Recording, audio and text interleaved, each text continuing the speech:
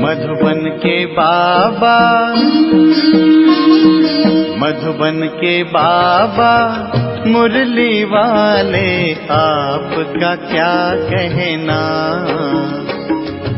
आपका क्या कहना। ओम शांति। आज 4 जुलाई 2025 के साकार मधुर महावाक्य हैं। आज मीठे मीठे बाप दादा बोले, मीठे बच्चे, बंधन मुक्त बन सर्विस में तत्पर रहो, क्योंकि इस सर्विस में बहुत ऊंच कमाई है। 21 जन्मों के लिए तुम बैकुंठ का मालिक बनते हो।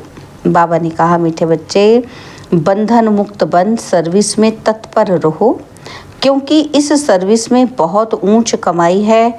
21 जन्मों के लिए तुम बैकुंठ का मालिक बनते हो।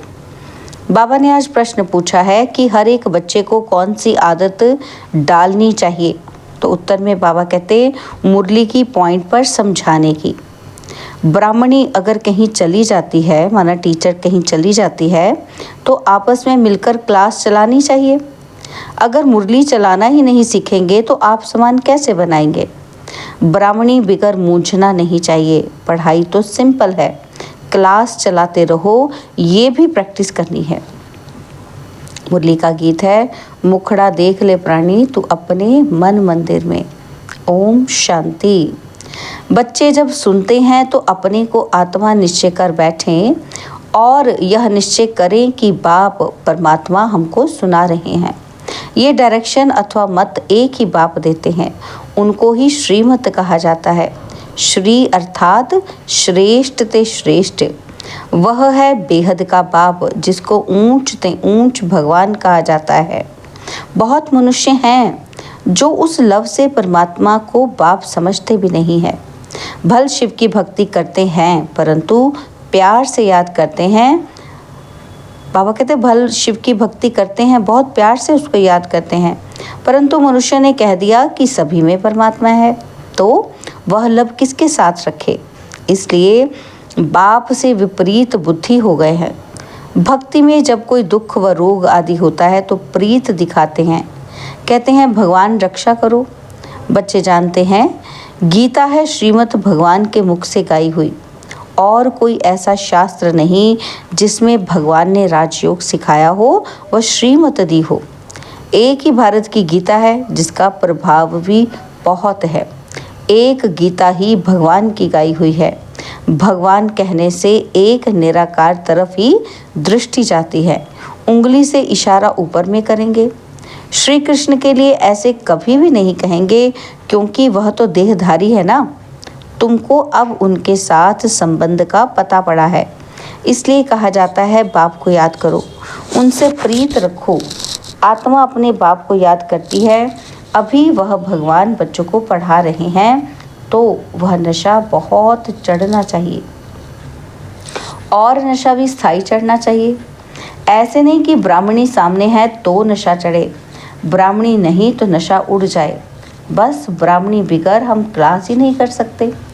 कोई सेंटर्स के लिए बाबा समझाते हैं कि कहाँ से 5-6 मास भी ब्राह्मणी निकल जाती तो आपस में सेंटर संभालते हैं, क्योंकि पढ़ाई तो सिंपल है।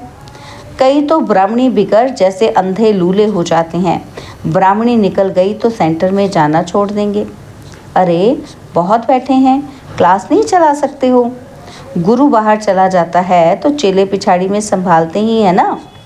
तो बच्चों को सर्विस करनी है। स्टूडेंट में नंबरवार तो होते ही हैं। बाप दादा जानते हैं कि कहाँ फर्स्ट क्लास को भेजना है। बच्चे इतने वर्ष सीखे हैं, कुछ तो धारणा हुई होगी जो सेंटर्स को चलाए आपस में मिलकर। मुरली तो मिलती ही है, पॉइंट्स के आधार पर ही समझाते हैं। सुनने की आदत पड़ी, फिर सुनाने की आदत पड़ती ही नहीं। याद रहे तो धारणा भी हो। सेंटर्स पर ऐसे तो कोई होने चाहिए जो कहे, अच्छा ब्राह्मणी जाती है, हम सेंटर को संभालते हैं। बाबा ने ब्राह्मणी को कहीं अच्छे सेंटर पर भेजा है सर्विस के लिए। ब्राह्मणी बिगर मूंझ नहीं जाना चाहिए। ब्राह्मणी जैसे नहीं बनेंगे तो दूसरों को आप समान कैसे बनाएंगे, प्रजा कैसे बनाएंगे। मुरली तो सबको मिलती है। बच्चों को खुशी होनी चाहिए कि हम गद्दी पर बैठ समझाएं। प्रैक्टिस करने से सर्विसेबल बन सकते हैं। बाबा पूछते हैं कि सर्विसेबल बने हो? तो कोई भी नहीं निकलते हैं। सर्विस के लिए छुट्टी ले लेनी चाहिए। जहाँ भी सर्विस के लिए बुलावा आए वहाँ पर छुट्टी लेकर चले जाना चाहिए। जो बंधन मुक्त बच्चे हैं वो ऐसी सर्विस कर सकते हैं। उस गवर्नमेंट से तो इस गवर्नमेंट की कमाई बहुत ऊंच है। भगवान पढ़ाते हैं, जिससे तुम 21 जन्मों के लिए बैकुंठ का मालिक बनते हो। कितनी भारी आमदनी है। उस कमाई से क्या मिलेगा? अल्पकाल का सुख। यहाँ तो विश्व का मालिक बनते हो। जिनको पक्का निश्चय है वह तो कहेंगे कि हम इसी सेवा में लग जाएं, परंतु पूरा नशा चाहिए। देखना है कि हम किसी को समझा सकते हैं। है बहुत सहज। कलयुग अंत में इतने करोड़ मनुष्य हैं और सतयुग में ज़रूर थोड़े होंगे। उसकी स्थापना के लिए ज़रूर बाप संगम पर ही आएंगे। पुरानी दुनिया का विनाश होना है। महाभारत लड़ाई भी मशहूर है। यह लगती ही तब है जबकि भगवान आकर सतयुग के लिए राजयोग सिखलाए, राजाओं का राजा बनाते हैं, कर्मातीत अवस्था को प्राप्त कराते हैं। कहते हैं देह सहित देह के सब संबंध छोड़ माम एकम याद करो तो पाप कटते जाएंगे। अपने को आत्मा समझ बाप को याद करना यही मेहनत है। योग का अर्थ एक भी मनुष्य नहीं जानते हैं। बाप समझाते हैं भक्ति मार्ग की भी ड्रामा में नूंद है। भक्ति मार्ग चलना ही है। खेल बना हुआ है ज्ञान, भक्ति और वैराग्य। वैराग्य भी दो प्रकार का होता है। एक है हद का वैराग्य और दूसरा है ये बेहद का वैराग्य।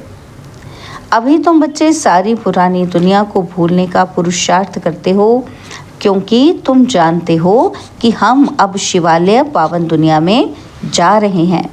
तुम सब ब्रह्मा कुमार कुमारियाँ भाई बहन हो। विकारी दृष्टि जा न सके। आजकल तो सबकी दृष्टि क्रिमिनल हो गई है। तमो प्रधान है ना, इसका नाम ही है नरक। परंतु अपने को नरकवासी समझते थोड़े हैं। स्वयं का पता ही नहीं तो कह देते स्वर्ग नरक यहाँ ही है। जिसके मन में जो आया वो कह दिया। यह कोई स्वर्ग नहीं है। स्वर्ग में तो किंगडम थी, रिलीजियस राइटियस थे, कितना बल था। अभी फिर तुम पुरुषार्थ कर रहे हो, विश्व का मालिक बन जाएंगे। यहाँ तुम आते ही हो विश्व का मालिक बनने। हेवनली गॉड फादर, जिसको शिव परमात्मा कहा जाता है, वह तुमको पढ़ाते हैं। बच्चों में कितना नशा रहना चाहिए। बिल्कुल इजी नॉलेज है। तुम बच्चों में जो भी पुरानी आदतें हैं वह छोड़ देनी है। ईर्ष्या की आदत भी बहुत नुकसान करती है। तुम्हारा सारा मदार मुरली पर है। तुम कोई को भी मुरली पर समझा सकते हो, परंतु अंदर में ईर्ष्या रहती है कि ये कोई ब्राह्मणी थोड़ी है, ये क्या जाने, बस दूसरे दिन आएंगे ही नहीं। ऐसी आदतें पुरानी पड़ी हुई हैं, जिस कारण डिससर्विस भी होती है। नॉलेज तो बड़ी सहज है। कुमारियों को तो कोई नॉलेज, कोई धंधा आदि है ही नहीं। उनसे पूछा जाता है कि वह पढ़ाई अच्छी या ये पढ़ाई अच्छी, तो कहते हैं ये बहुत अच्छी है। बाबा अभी हम वे पढ़ाई नहीं पढ़ेंगी, दिल ही नहीं लगती। लौकिक बाप ज्ञान में नहीं होगा तो मार खाएंगी। फिर कोई बच्चियां कमज़ोर भी होती हैं। समझाना चाहिए ना कि इस पढ़ाई से हम महारानी बनेंगी और उस पढ़ाई से क्या पाई पैसे की नौकरी करेंगी। ये पढ़ाई तो भविष्य 21 जन्म के लिए स्वर्ग का मालिक बनाती है। प्रजा भी स्वर्गवासी तो बनती है ना। अभी सब है नरकवासी।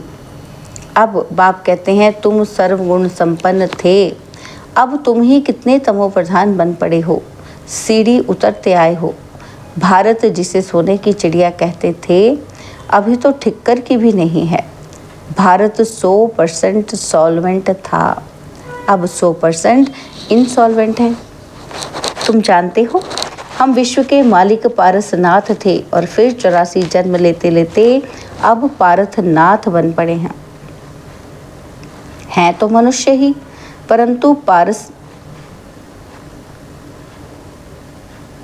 तुम जानते हो हम विश्व के मालिक पारसनाथ थे और फिर 84 जन्म लेते लेते अब पत्थरनाथ बन पड़े हैं। हैं तो मनुष्य ही, परंतु पारसनाथ और पत्थरनाथ कहा जाता है। गीत भी सुना। अपने अंदर को देखो कि हम कहाँ तक लायक हैं। नारद का मिसाल है ना, दिन प्रतिदिन गिरते ही जाते हैं और गिरते गिरते एकदम दुबन में गले तक फंस पड़े हैं। अब तुम ब्राह्मण सभी को चोटी से पकड़कर दुबन से निकालते हो बाहर, और कोई पकड़ने की जगह तो है ही नहीं, तो चोटी से पकड़ना सहज है। दुबन से निकालने के लिए चोटी से पकड़ना होता है।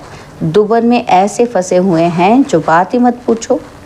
भक्ति का राज्य है ना। अभी तुम कहते हो बाबा हम कल्प पहले भी आपके पास आए थे राज्य भाग्य पाने। लक्ष्मी नारायण के मंदिर भल बनाते रहते हैं, परंतु उनको ये पता ही नहीं कि ये विश्व का मालिक कैसे बने। अभी तुम कितने समझदार बने हो। तुम जानते हो इन्होंने राज्य भाग्य कैसे पाया, फिर 84 जन्म कैसे लिए। बिरला कितने मंदिर बनाते हैं, जैसे गुड़िया बना लेते हैं, बहुत छोटी छोटी गुड़िया, और ये फिर बड़ी गुड़िया बनाते हैं। चित्र बनाकर पूजा करते हैं। उनका ऑक्यूपेशन ना जानना तो गुड़ियों की ही पूजा हुई ना। अभी तुम जानते हो कि बाप ने हमको कितना साहूकार बनाया था। अब कितने कंगाल बन पड़े हैं, जो पूज्य थे सो अब पुजारी बन पड़े हैं। भक्त लोग भगवान के लिए कह देते आपे ही पूज्य आपे ही पुजारी। आप ही सुख देते हो और आप ही दुख देते हो, सब कुछ आप ही करते हो, बस इसमें ही मस्त हो जाते हैं। कहते हैं कि आत्मा निर्लेप है, कुछ भी खाओ पियो मौज करो, शरीर को लेप शेप लगता है। वह गंगा स्नान से शुद्ध हो जाएगा, जो चाहिए उसे खाओ। क्या क्या फैशन है, बस जिसने जो रिवाज डाला वह चल पड़ता है। अब बाप समझाते हैं विषय सागर से चलो शिवालय में। सत्य को क्षीर सागर कहा जाता है, यह है विषय सागर। तुम जानते हो हम 84 जन्म लेते हैं, पतित बने हैं, तब तो पतित पावन बाप को भुलाते हैं। चित्रों पर समझाया जाता है तो मनुष्य सहज समझ जाए। सीढ़ी में पूरा 84 जन्मों का वृत्तांत है। इतनी सहज बात भी किसी को समझा नहीं सकेंगे तो बाबा समझेंगे कि पूरा पढ़ते ही नहीं है, उन्नति ही नहीं करते हैं। तुम ब्राह्मणों का कर्तव्य है भ्रमरी के मिसल कीड़ों को भूं भूं कर आप समान बनाना, और तुम्हारा पुरुषार्थ है सर्प के मिसल पुरानी खाल छोड़ नहीं लेने का। तुम जानते हो ये पुराना सड़ा हुआ शरीर है, इनको छोड़ना है।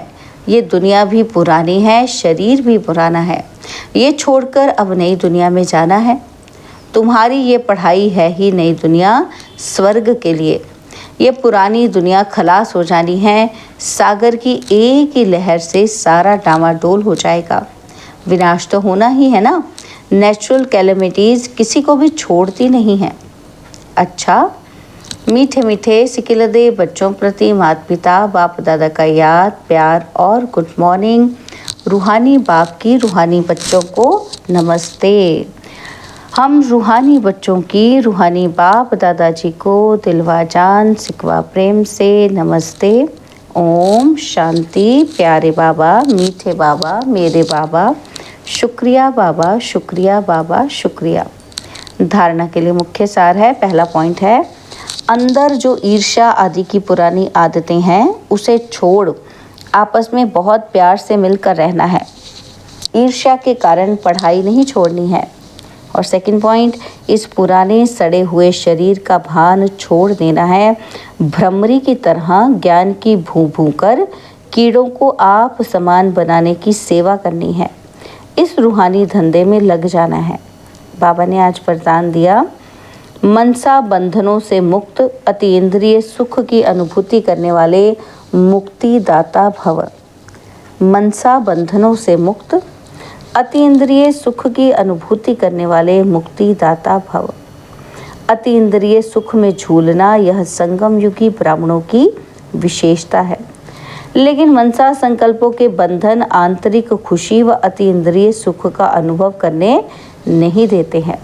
व्यर्थ संकल्पों, ईर्ष्या, अलबेलेपन व आलस्य के संकल्पों के बंधन में बंधना ही मनसा बंधन है। ऐसी आत्मा अभिमान के वश दूसरों का ही दोष सोचती रहती है, उनकी महसूसता शक्ति समाप्त हो जाती है। इसलिए इस सूक्ष्म बंधन से मुक्त बनो। तब मुक्तिदाता बन सकेंगे। स्लोगन है, ऐसा खुशियों की खान से संपन्न रहो जो आपके पास दुख की लहर भी ना आए। ऐसा खुशियों की खान से संपन्न रहो जो आपके पास दुख की लहर भी ना आए। बाबा के अव्यक्त इशारे हैं, संकल्पों की शक्ति जमा कर श्रेष्ठ सेवा के निमित्त बनो।